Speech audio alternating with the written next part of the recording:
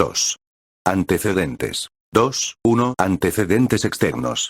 La búsqueda de un plan para lograr que los territorios americanos se independizaran de España era algo que ya se planeaba desde inicios del siglo XIX. Potencias como Francia e Inglaterra estaban interesadas en forzar la independencia para poder establecer tratados comerciales entre América y Europa sin intervención española. Plan de Maitland. El primer registro planificado que tenemos de una búsqueda de independencia forzosa se encuentra en el Plan de Maitland, un tratado creado por el gobernador colonial británico Thomas Maitland con el apoyo del ejército británico. Este plan quería lograr la independencia de Buenos Aires y Chile para luego expandir estos movimientos hasta Perú y México, aunque este último fue un error y en realidad se buscaba la independencia de Quito. Este plan nunca llegó a llevarse a cabo, pero sí inspiró los pasos que seguiría José de San Martín para forzar las independencias de Chile y el virreinato del Perú. Independencia de Haití. Este movimiento independentista comenzó en 1793 de la mano de François Dominique Toussaint Louverture, un militar afrodescendiente que buscaba cambios políticos en contra de la esclavitud africana luego de ver el moderado éxito que había tenido la Revolución Francesa. Aunque originalmente solo se buscaban cambios políticos, la revolución se radicalizó y empezaron a morir inocentes de ambos bandos. En 1801 Toussaint tuvo una victoria definitiva contra los franceses e incluso tomaría control del territorio del Santo Domingo español para acabar con el comercio de esclavos. Cuando Napoleón llegó al poder mandaría sus flotas y tomaría total control de la isla, además encarceló a Toussaint y este moriría en prisión.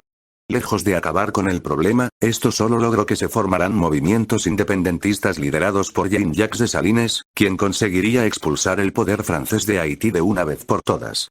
La independencia de Haití directa o indirectamente marcó un precedente, pues mostró que la independencia del poder europeo no solo era posible, sino que además podía ocurrir desde cualquier escalón social. En el caso de Haití fueron los esclavos, pero en el caso de independencias como las de México, serían los nobles quienes se alzaron en armas apoyados por el clero y el pueblo.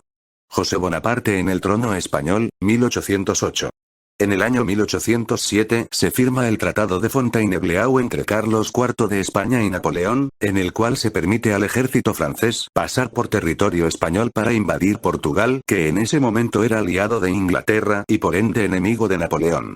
A lo largo del año las tropas francesas empezarían a asentarse en el territorio español, lo cual causó protestas y malestar social. Carlos IV diría que iba a abdicar en su hijo Fernando VII pero no lo haría, lo cual causó el motín de Aranjuez y forzó al rey a abandonar el país y por ende su hijo se haría cargo del poder.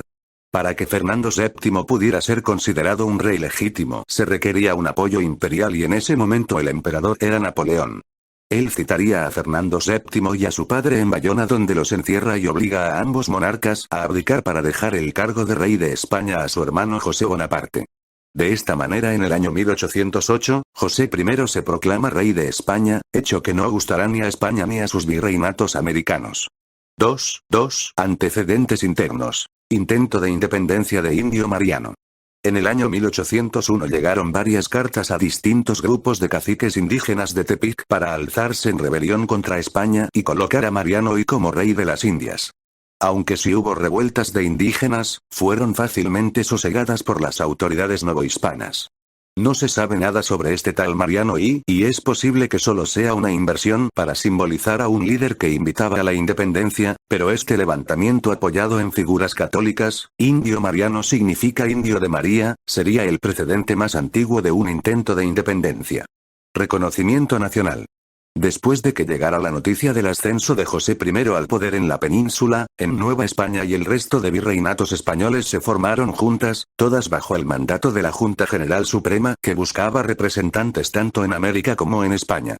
En septiembre de 1808 se formó la Junta de México propuestas por el Ayuntamiento mexicano a la Real Audiencia, y la misma fue dirigida por criollos y apoyada por el virrey José de Iturrigaray.